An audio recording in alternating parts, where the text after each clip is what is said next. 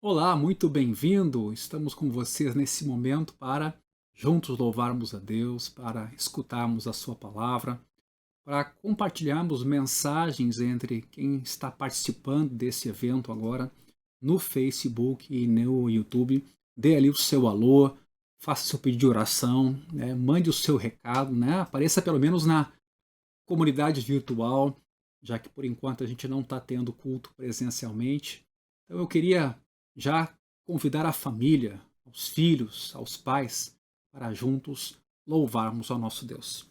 E eu escolhi o Salmo de número 106, a partir do primeiro versículo até o versículo 5, para darmos início a esse momento importante de culto a Deus. Aleluia! Deem graças ao Senhor, porque Ele é bom, porque a sua misericórdia dura para sempre. Quem saberá contar os poderosos feitos do Senhor, ou anunciar todo o seu louvor? Bem-aventurados os que guardam a retidão e os que praticam a justiça em todo o tempo. Lembra-te de mim, Senhor, segundo a tua bondade, para com o teu povo. Visita-me com a tua salvação, para que eu veja a prosperidade dos teus escolhidos e me alegre com a alegria do teu povo e me glorie com a tua herança. É impressionante essa afirmação, porque a sua misericórdia dura para sempre. É uma misericórdia fruto do amor de Deus que não tem comparação, nem na criação, nem na vida humana. É a obra e característica divina. E é esse motivo que leva o salmista a adorar e a cultuar e a agradecer. Eu quero convidar você agora, juntamente com a sua casa, a orarmos nesse início de encontro e agradecermos a esse nosso bom Deus por tudo que Ele é, mas mais do que isso, pela sua misericórdia que dura para sempre. Pai, obrigado por Jesus, teu Filho, obrigado por tão grande amor, obrigado por tuas infinitas misericórdias. São a causa de não sermos consumidos e por meio delas fomos reconciliados em Jesus com o nosso Pai, nos tornando família de Deus. Nesse momento, recebe a honra, a glória e o louvor, porque são muitos os motivos da gratidão do nosso coração. Basta olhar ao nosso derredor e percebermos a tua bondade espalhada na tua criação. Recebe na noite de hoje toda a honra, ser engrandecido em nosso meio, que teu Espírito se mova enquanto os louvores e a pregação acontecem no teu nome. Espírito esse que nos conduz à verdade, que nos cura, que nos santifica, que nos corrige, que nos conforta, sempre para a glória do teu nome. Muito obrigado por Jesus, teu Filho. Amém. Quero convidar você a juntos louvarmos a Deus.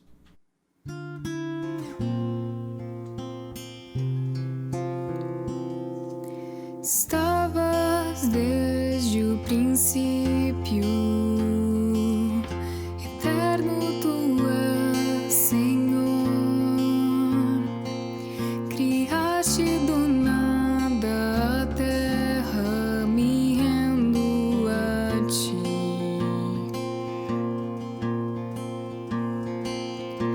Antes que eu pecasse,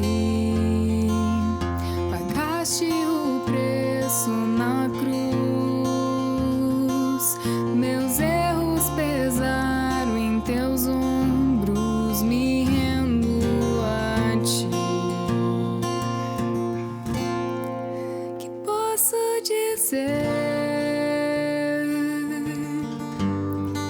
Que posso fazer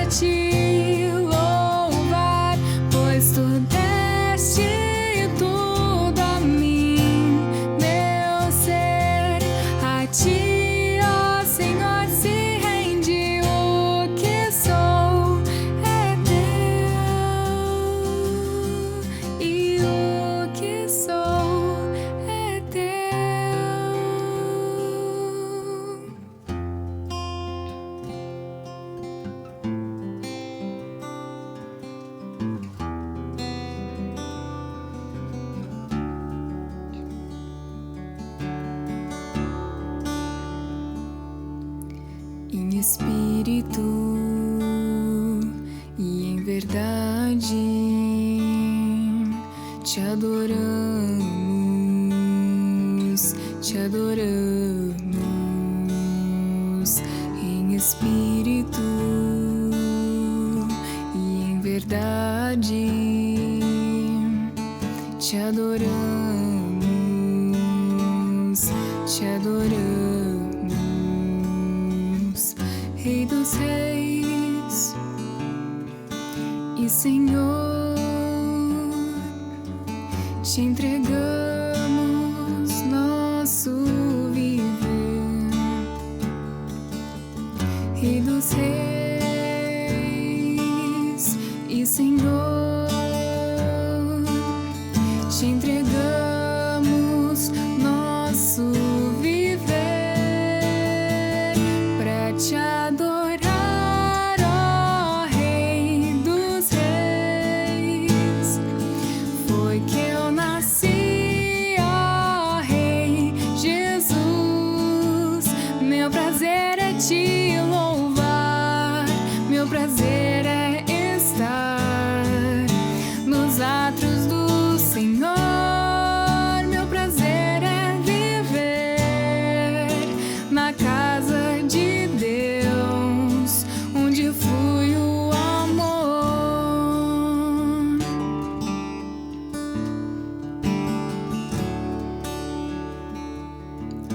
Em espírito e em verdade te adoramos, te adoramos em espírito e em verdade te adoramos, te adoramos, Rei dos Reis e Senhor. Te entregamos nosso viver, Rei dos Reis e Senhor. Te entregamos nosso viver para te adorar, ó Rei dos Reis. Foi que eu nasci, ó Rei Jesus.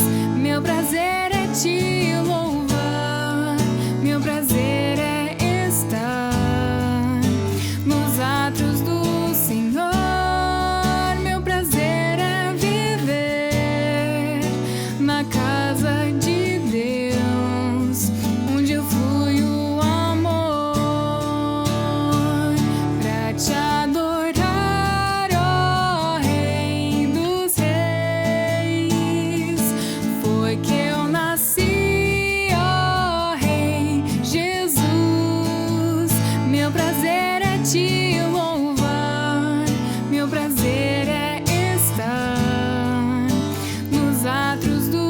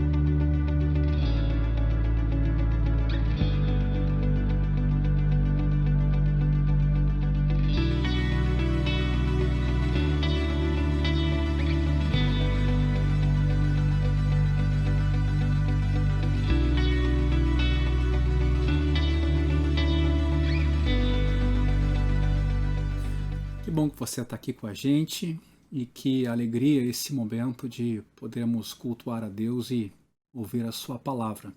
Já já eu quero abordar o texto de Mateus capítulo 19. Vá já colocando a sua Bíblia pertinho de você. Mas antes disso eu quero agradecer ao pessoal da Histórias do Caminho.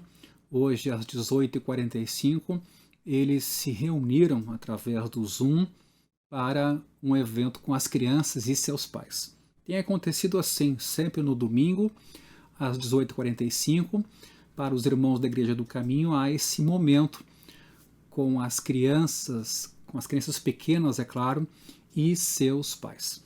Se você ainda não faz parte da comunidade do Caminho, ou faz e ainda não está no nosso canal no Telegram, procure a gente, mande o seu WhatsApp ou telefone para nós no horário comercial. Aí você vai ter instruções sobre atividades internas nossas e também sobre a ceia, através desse canal no Telegram. Então essa é a ideia, todo domingo, 18h45, o pessoal da Histórias do Caminho tendo um encontro com as crianças para diálogo, brincadeiras, educação cristã, perguntas, tem sido uma oportunidade muito proveitosa. Eu também quero dizer que nessa semana nós vamos ter os nossos grupos de crescimento nas casas. A Igreja do Caminho não está se reunindo presencialmente por enquanto, estamos com atividades suspensas por enquanto na Sojipa, mas os grupos acontecem de forma virtual, tanto na segunda quanto na quinta-feira.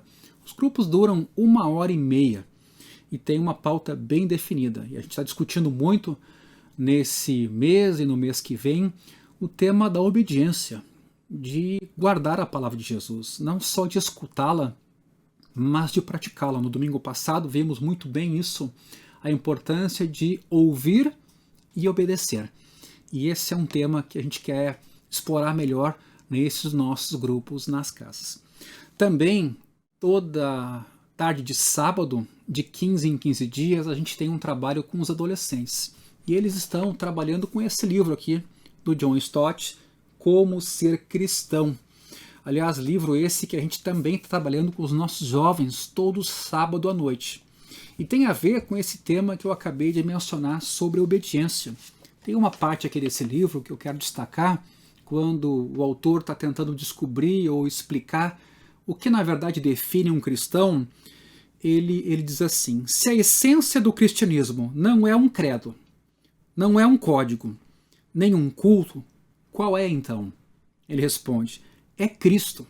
O cristianismo não é primordialmente um sistema, qualquer que seja a sua natureza, mas é uma pessoa e uma relação pessoal com essa pessoa. Aí sim, as outras coisas se encaixam: crenças, conduta, sermos membros de uma igreja, irmos ao culto, assim como a vida devocional privada e pública. Cristianismo sem Cristo, ele escreve, é moldura sem quadro, corpo sem respiração. Então esse é o material que a gente está trabalhando todo sábado com os nossos jovens e na tarde de sábados, de 15 em 15 dias, com os nossos adolescentes. Quem sabe é um trabalho também que vamos fazer depois com os grupos de crescimento. Mas tudo isso para dar esse enfoque de que ser um cristão é seguir uma pessoa. É mais do que isso, é ter essa pessoa viva em nós, que nos habilita a vivermos com Ele em tudo que somos e em tudo que fazemos. Eu também quero, nesse sentido, dizer para aqueles que ainda não participam dos grupos que entrem em contato conosco e a gente vai encaixar vocês em algum desses grupos. Mande a sua mensagem pelo WhatsApp ou telefone para a gente no horário comercial. Vamos colocar na tela aí o nosso telefone para você não esquecer esse número e poder entrar em contato conosco. Aí a gente te inclui no grupo do Telegram e também nos nossos grupos de crescimento, que é um momento e lugar para crescimento, para oração, em especial diante dessa crise que a gente está enfrentando hoje. Eu também queria, além de pedir orações, que vocês orassem por nós, assim como a gente tem orado pela comunidade, que a igreja também pudesse se somar, contribuindo, ofertando e dizimando. E aí estão os dados da nossa conta. Você pode até fazer o pagamento por Pix, que é o CNPJ da igreja. Faça sua oferta, dê o seu dízimo, contribua.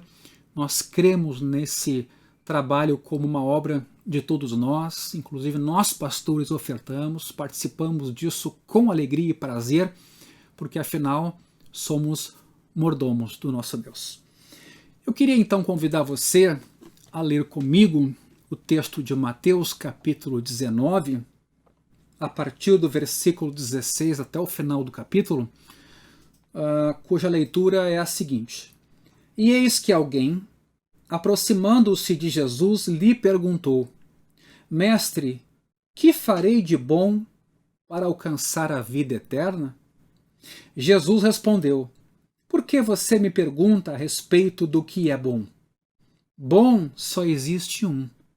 Mas se você quer entrar na vida, guarde os mandamentos. E ele lhe perguntou: Quais?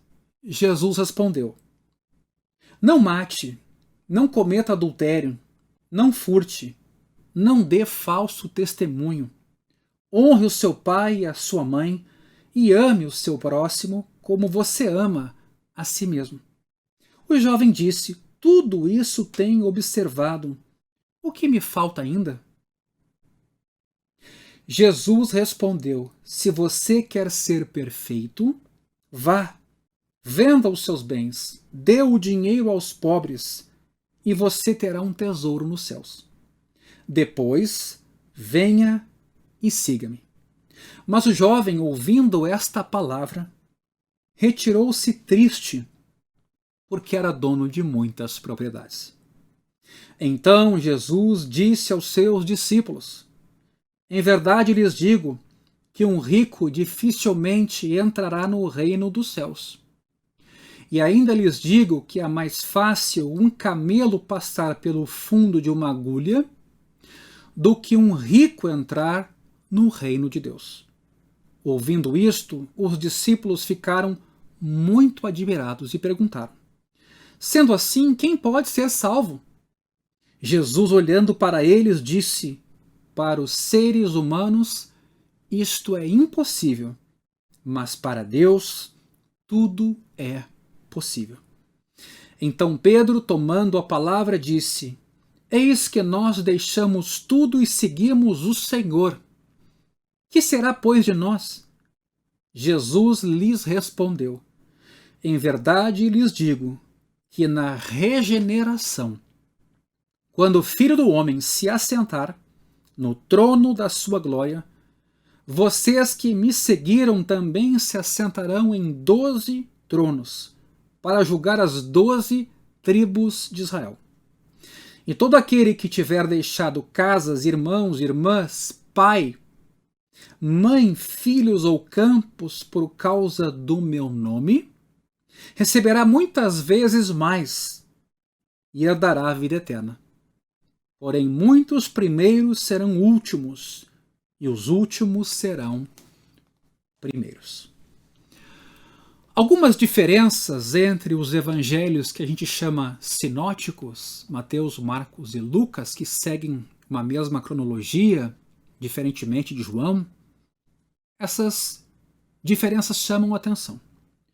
Mateus, por exemplo, introduz a figura central dessa passagem aqui como sendo alguém, versículo 16. Mas depois ele expressa esse alguém como um jovem no versículo 20. Marcos, nessa narrativa, no capítulo 10, versículo 17, não diz nada sobre a idade desse homem, mas fornece mais detalhes de como foi o encontro. Foi quando Jesus ia saindo que esse homem correu a Jesus e se ajoelhou. Um determinado homem, identificado pelos 3 evangelistas como rico, em todos esses evangelhos esse homem é descrito como rico, por Mateus é descrito como jovem e por Lucas como alguém importante, ou seja, essa pessoa pergunta a Jesus o que ele deve fazer para herdar a vida eterna, versículo 16. Expressão essa que se refere à vida aprovada, aquela que Deus aprova e por meio da qual nos é prometido o seu reino.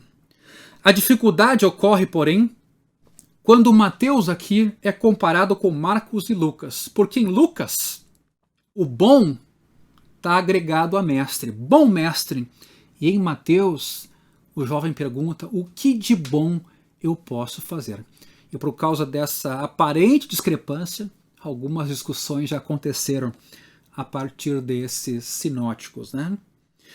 Embora algumas discussões ainda perdurem quando são comparadas essas diferentes passagens de Mateus, Marcos e Lucas, deve ser dito que preocupações cristológicas, ou seja, reivindicar aqui que Jesus é Deus, né, não estão no centro de nenhum desses trechos ou relatos em cada um dos evangelhos. Quer dizer, Jesus não está aqui falando que é divino, ele o é, mas a discussão não é essa. Independentemente de a que o termo bom se refere, se a boa ação ou o bom Deus, esse homem se aproxima de Jesus com uma pergunta demonstrando como ele está distante de ter a fé humilde que Jesus acabara de dizer quando abençoou crianças, versículos um pouco antes disso, e que caracteriza a todos aqueles que pertencem ao reino. Vejamos o versículo 13 desse mesmo capítulo. Então trouxeram algumas crianças a Jesus para que ele lhes impusesse as mãos e orasse. Mas os discípulos os repreendiam. Jesus, porém, disse: deixem os pequeninos e não os impeçam de vir a mim, porque dos tais é o reino dos céus. E tendo-lhes imposto as mãos, retirou-se dali. Esse homem ou esse jovem estava bem distante desse espírito de vulnerabilidade, de entrega, de dependência que Jesus ilustra com essas crianças pelas quais ele ora. E então esse jovem, nesse sentido, passa a ter uma dificuldade com Jesus. Ele quer ganhar a vida eterna e, à luz do versículo 20 que acabamos de ler, aparentemente acha que há certas coisas específicas e boas que ele pode fazer, e além daquilo que a lei exige, por meio das quais ele pode assegurar a sua salvação. Muitos judeus naquele tempo acreditavam que um ato específico de bondade podia conquistar a vida eterna. E esse jovem, assumindo então essa sua opinião como correta, busca a percepção de Jesus, o que Jesus tem a dizer. A percepção dele em relação a qual pode ser essa atitude bondosa. Jesus aqui, ao contrário do que muita gente imagina, ao dizer que só Deus é bom, não está confessando um pecado pessoal, ou dizendo que ele não é bom, nem questionando a competência dele mesmo para discutir o que é bom, como se só Deus soubesse o que é bom. Esses tópicos não estão em vista aqui. Ao contrário, Jesus questiona o entendimento inadequado de bondade que aquele jovem tem. Essa é a questão. No sentido absoluto da bondade para ganhar a vida eterna, só Deus é bom. E hoje o culto começou com a leitura de um salmo, o de número 106, versículo 1. Deem graças ao Senhor, porque Ele é bom, porque a sua misericórdia dura para sempre. E esse trecho ou citação aparece não só nos salmos, mas também em crônicas, quando o povo de Israel se reúne para orar ou adorar a Deus. Não há discussão se Jesus tem ou não essa bondade. Claro que tem. O jovem, ao se aproximar de Jesus dessa maneira, revela na verdade que quer algo além da vontade de Deus. Ele quer um segredo. E ele interpreta mal o fato da bondade de Deus ser incondicional. Ele não alcançou esse entendimento. Ele não alcançou o amor de Deus. Ou seja, esse jovem permanece em impressionante contraste com aquelas crianças, ou com aquele reino dos céus que Jesus ilustra com as crianças. Crianças essas a quem Jesus disse que o reino pertence. Somente quando compreender a Deus como infinitamente bom, meus irmãos, o jovem poderá descobrir que as boas ações humanas não podem merecer a vida eterna. São limitadas, estão aquém daquilo que é digno de Deus. Vejamos o versículo 17. Se você quer entrar na vida, guarde os mandamentos. Jesus não quer dizer que a vida eterna é conquistada pela obediência aos mandamentos. Aqui, eventualmente, surgem debates por essa falsa divisão entre graça e obediência. Ora, a obediência à lei é uma expressão de crença naquele Deus que se afirma verdadeiramente bom e que tem uma lei que reflete o seu caráter. Então, a obediência é a manifestação da crença de que Deus, de fato, é bom acima de todas as coisas e que Ele é a fonte de todo bem. Jesus diz a este jovem que coisas boas ele deve fazer se quiser ganhar a vida eterna, justamente porque percebe que esse jovem tem pouco entendimento de quem é Deus e do seu lugar no mundo. Mas está ainda muito distante esse jovem de ouvir de Jesus que ao fazer estas coisas ele ganhará a vida eterna. Em suma, para a pergunta que Jesus faz, ou melhor, que o jovem faz, bom mestre, que farei para herdar a vida eterna? Jesus responde, por que você me pergunta sobre o que é bom? Porque você quer a minha percepção. É como se estivesse começando aqui um diálogo, se o jovem estava interessado na percepção de Deus sobre bondade, ou ele queria mais uma percepção humana, uma ideia, uma reflexão de alguém, a compreensão de um líder e assim por diante. Como é muito comum hoje em alguns temas da igreja discutir ou buscar explicações sobre alguns assuntos e querer saber a opinião de alguém. Na verdade, há somente um que é bom. Jesus conclui, e este é Deus. Vejamos os versículos 18 a 20. E ele lhe perguntou, quais mandamentos? Jesus respondeu, não mate, não cometa adultério, não furte, não dê falso testemunho. Honre o seu pai e a sua mãe e ame o seu próximo como você ama a si mesmo. O jovem disse, tudo isso tenho observado. O que me falta ainda? Vejamos. Jesus menciona o sexto, o sétimo, o oitavo, o nono e o quinto mandamento nessa ordem, de acordo com o Êxodo capítulo 20. A resposta impulsiva do jovem é refletida por Paulo num outro momento. Lembra lá de Filipenses 3,6, quando ele diz, quanto à justiça que há na lei, eu fui irrepreensível. Pois a resposta então do jovem tem essa leitura da lei, uma determinada compreensão da lei, mas as palavras adicionais dele, o que me falta ainda, mostram que ele está inseguro, que ele não tem certeza de sempre ser bom o bastante para garantir a sua salvação. E também sua noção de que determinadas obras estão acima da lei está equivocada e ele está inseguro a esse respeito. Ou seja, ele tinha riqueza, era dono de muitas propriedades, mas a sua alma era pobre, sofria de aridez. Vejamos os versículos 21 e 22. Jesus respondeu, se você quer ser perfeito, vá à venda os seus bens, dê o dinheiro aos pobres e você terá um tesouro nos céus. Depois, venha e siga-me.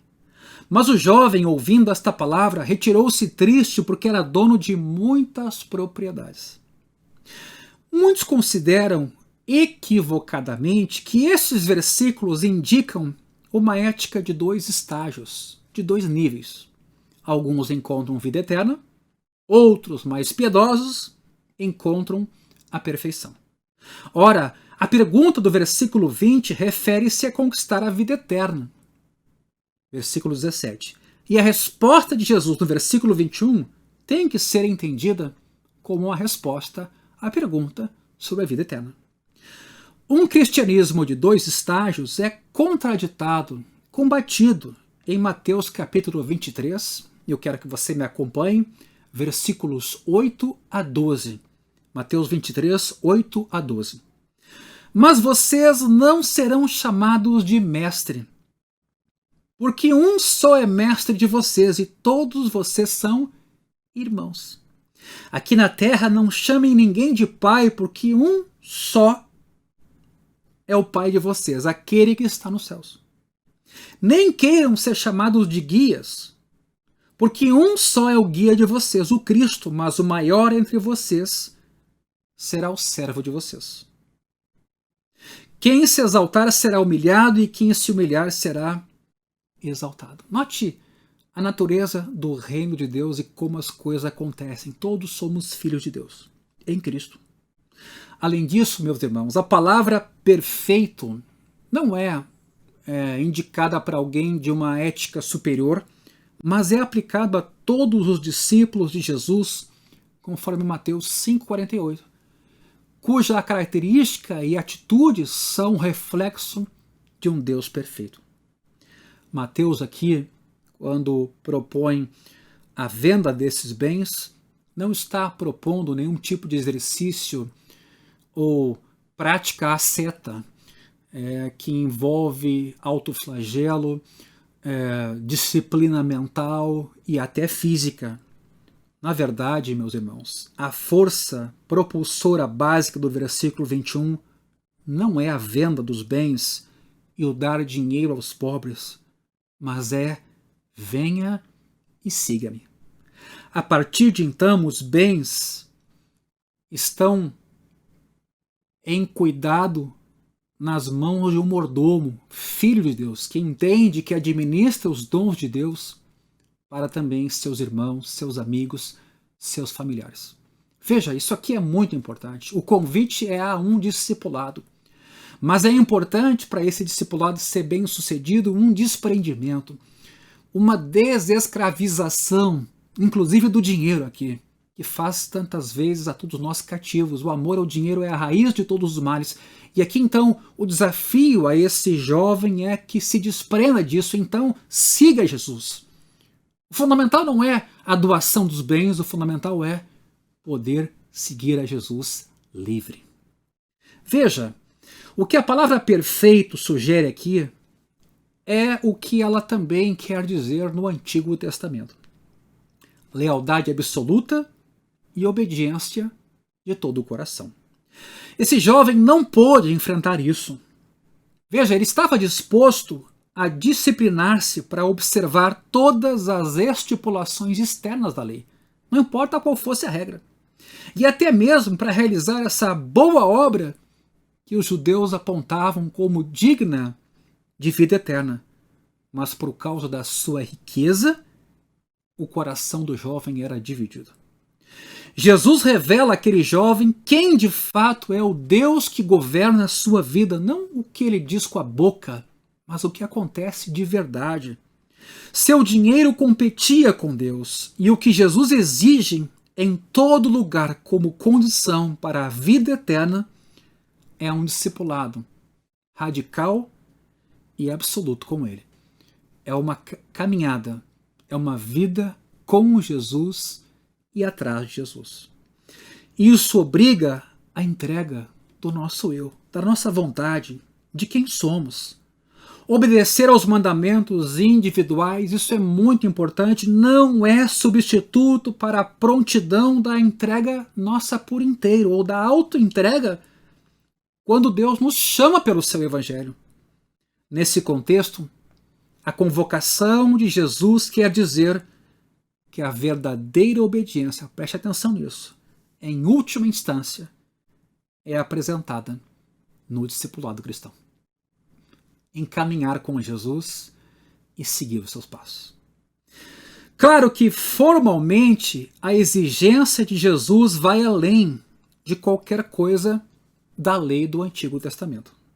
Nenhuma passagem do Antigo Testamento estipula o que é dito aqui no versículo 21 sobre vender os bens. Igualmente notável é o fato de que o foco na vontade de Deus deve culminar com o seguir a Jesus. Veja que importante isso, né? Quer dizer, a vontade de Deus agora realiza-se em Jesus e realiza-se num discipulado, numa caminhada com Ele, seguindo a Cristo. Não é algo genérico. A explicação é que Jesus é profetizado no Antigo Testamento, o Messias. A vontade de Deus, conforme revelada nas Escrituras, aguardava a vinda desse Messias, que concretiza essa promessa. A submissão absoluta a Cristo, com a humildade de uma criança, é essencial para a salvação. A condição que Jesus impõe agora não só revela a ligação do homem com o dinheiro, mas também mostra que toda sua submissão formal à lei não tem valor porque nada dela exige a auto-entrega absoluta. O dinheiro aqui, ou o poder, por que não dizer, leva o jovem a uma autossuficiência. O que o homem precisa é do triunfo da graça, pois, como os versículos seguintes vão mostrar, é impossível para ele entrar no reino dos céus sozinho. Deus, para quem todas as coisas são possíveis, deve operar aqui, em cada um de nós. Mas o jovem está surdo para essa verdade. Ele vai embora porque, se ele tiver que fazer a escolha entre o dinheiro e Jesus, o dinheiro vencerá. Não sejamos ingênuos, meus irmãos, mas humildes. O jovem não consegue parar de adorar a força que governa a sua vida e quantas vezes isso nos é inconsciente.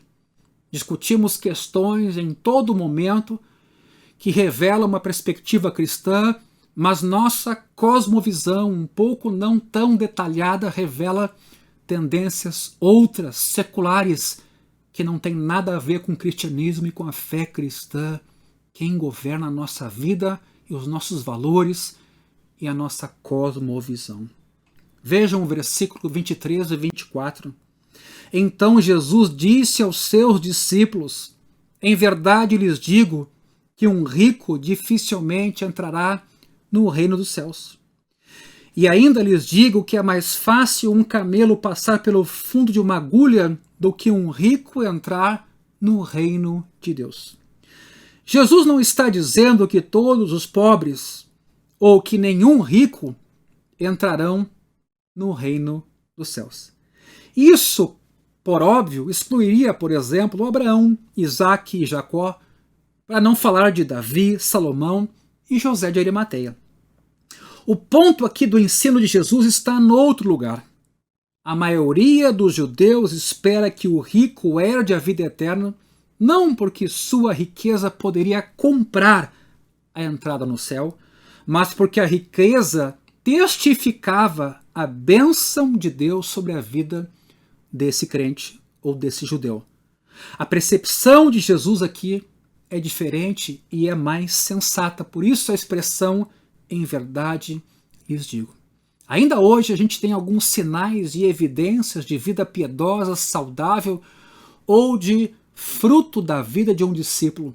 E é preciso que a gente confronte esses sinais com a Escritura e com o próprio Cristo para realmente entendermos se esse aval que a gente cria muitas vezes é o aval que Deus dá para a vida de um discípulo. Então esses judeus esperavam que um rico herdaria a vida eterna não por causa do dinheiro em si, mas porque o dinheiro referendava, mostrava que a bênção de Deus estava sobre aquela pessoa.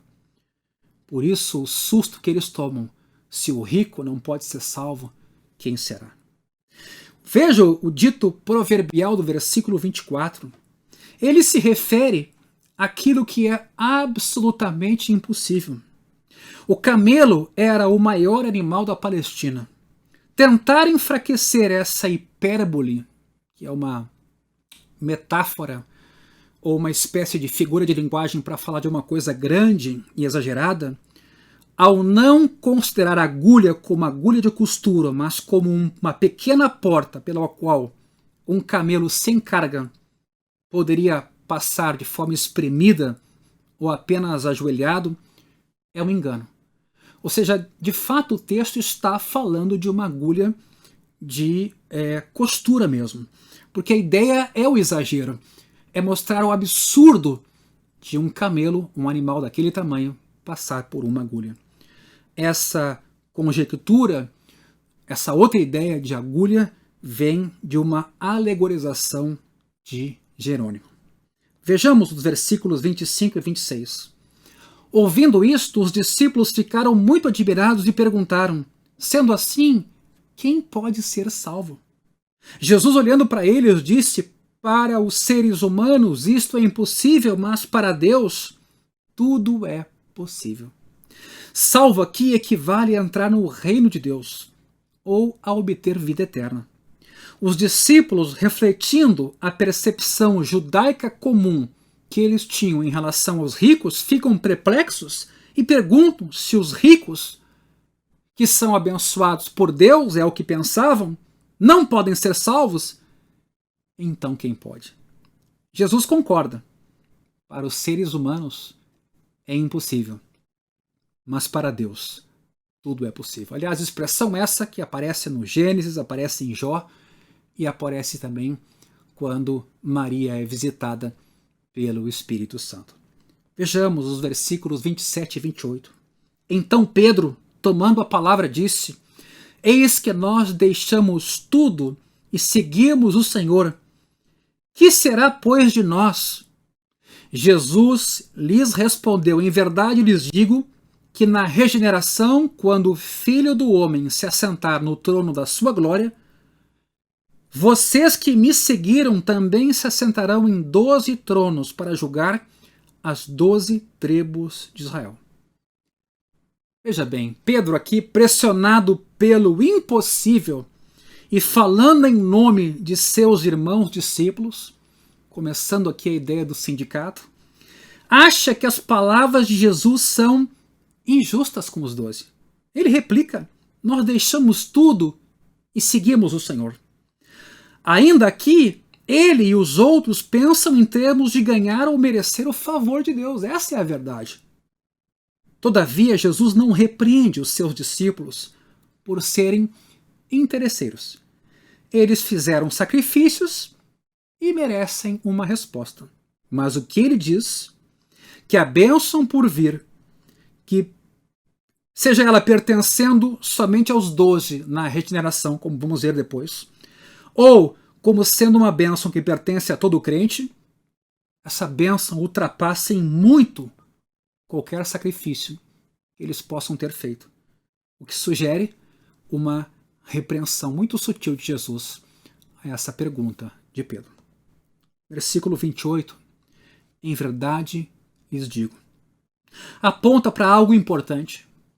Jesus aguarda se assentar em seu trono glorioso na regeneração. A palavra aqui é palingenésia, que só aparece 2 vezes no Novo Testamento, e uma delas aqui, a outra em Tito 3, sobre o lavar regenerador do Espírito. A ideia, meus irmãos, é de que na consumação os cristãos tomem parte no julgamento. E essa ideia não é incomum, como a gente vê em Lucas 22, 1 Coríntios 6, 2. Provavelmente aqui, na consumação, os 12 apóstolos julgarão a nação de Israel, é o que diz o texto. Presumivelmente por terem feito uma rejeição geral de Cristo, do Messias. Versículos 29 e 30. E todo aquele que tiver deixado casas, irmãos, irmãs, pai, mãe, filhos ou campos por causa do meu nome, receberá muitas vezes mais e herdará a vida eterna. Porém, muitos primeiros serão últimos, e os últimos serão primeiros. Jesus estende seu encorajamento agora a todos os discípulos que se sacrificaram. Isso fica claro em Marcos 10:30. A promessa não é literal. Deus não deve nada ao ser humano. Se um discípulo de Jesus abandonou o pai, mãe, seja lá quem for, por causa de Jesus, ele encontrará na comunidade cristã 100 pessoas que serão como um pai para ele, ou como uma mãe, além da vida eterna. Será que essa é hoje uma dificuldade para a comunhão cristã? O apego a bens materiais? Ou a dificuldade de caminhar com Jesus, não importa para o que seja e aonde isso aconteça? Esse desprendimento que se dá na vida do discipulado, será que não é importantíssimo para a comunhão cristã, para herdarmos essa comunidade onde Deus supre aquilo que, na verdade, nós achávamos que era importante, mas agora Ele nos dá em torno ou na ideia de uma família.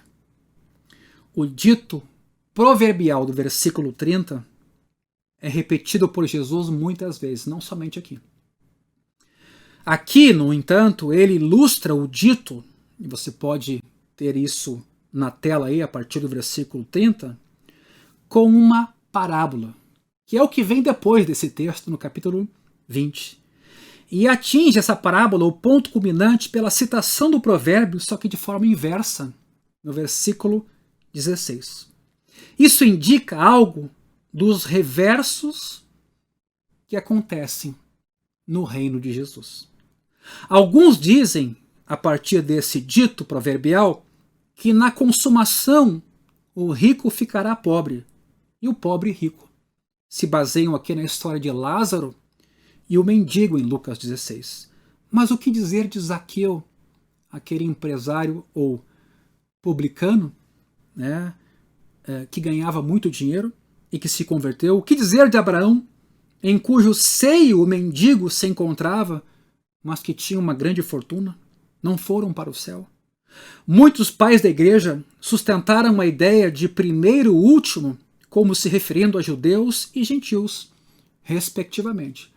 E até essa ideia não está longe de ser uma ideia verdadeira, mas aqui talvez não seja a predominante. Outros acham que o provérbio presume que os discípulos argumentavam sobre a prioridade com base em quem foi chamado primeiro.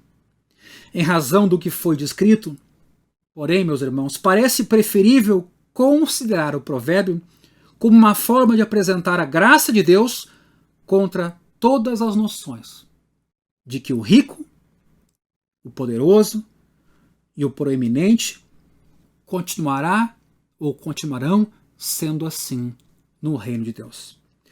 Os que se aproximam de Deus com confiança semelhante à da criança serão recebidos e promovidos no reino acima dos que, da perspectiva do mundo, desfrutam de proeminência agora.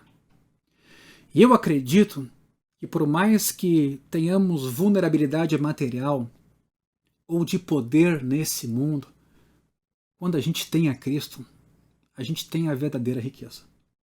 Mas é fato que haverá uma inversão de valores. Os ricos, os poderosos, sofrerão uma espécie de surpresa nesse novo reino, com outras regras, com outra natureza, com outros valores, com uma outra vida, com outro caminho.